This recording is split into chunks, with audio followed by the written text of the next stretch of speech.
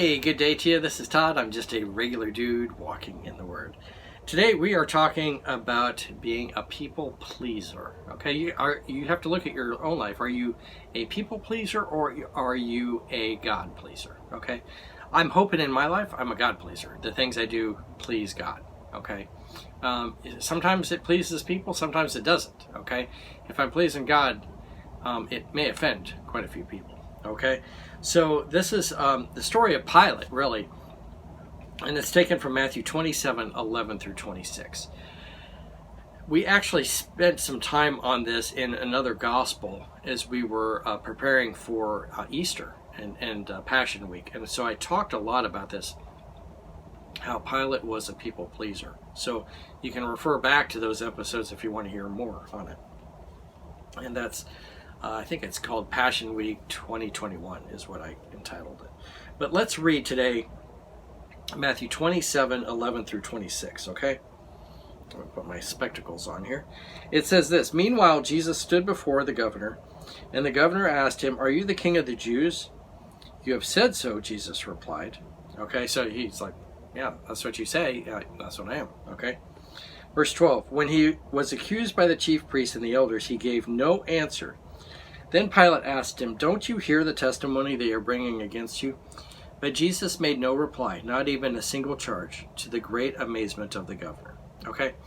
Now, naturally, he's not going to turn this into an argument and not going to try and get out of it, because it was God's plan that he be crucified. Okay? So if he argues his way out of it and proves these guys are liars and stuff, then he won't get crucified. And that was God's plan, for him to be crucified. Okay? Verse 15. Now it was the governor's custom at the festival to release a prisoner chosen by the crowd. At that time, they had a well-known prisoner whose name was Jesus Barabbas. So when the crowd had gathered, Pilate asked them, "Which one do you want me to release to you, Jesus Barabbas or Jesus, the one called Messiah?" For he knew it was out of self-interest that they had handed Jesus over to him. Okay, so Pilate thinks he's smart. He knows that they're just trying to get him. The religious leaders can't crucify Jesus. They have to rely on Pilate to do that. So they brought Jesus to Pilate and said, "Hey, we want him crucified." And Pilate's like, "No, this guy's innocent. Or why would I crucify him?"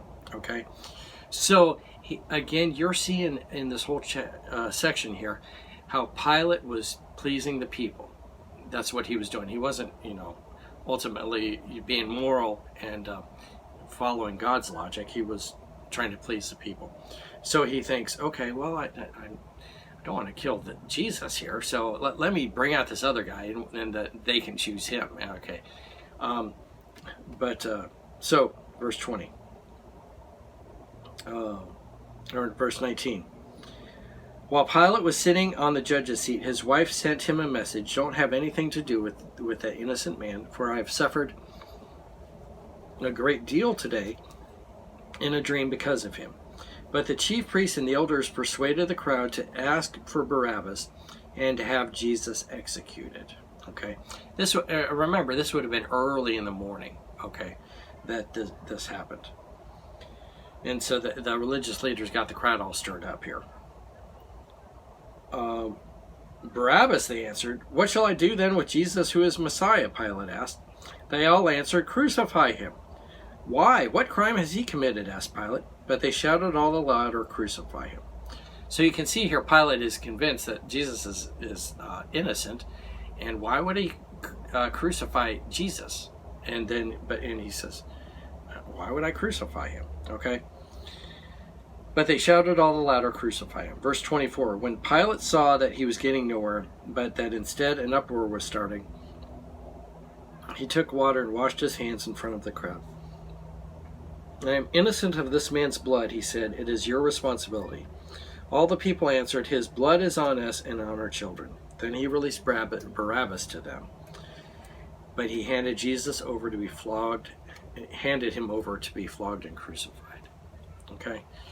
You can see here in this whole passage here that Jesus was a pawn, according to Pilate, but God's plan was being worked out. Okay, ultimately, because God's plan was that Jesus would be crucified and killed for our sins. Okay, but it's interesting to see here how Pilate wasn't standing up for what was righteous at all. He was standing up for what pleased the people. Okay, and we can be guilty of that today. Whatever we're doing, are we pleasing God or are we pleasing people? Am I doing something that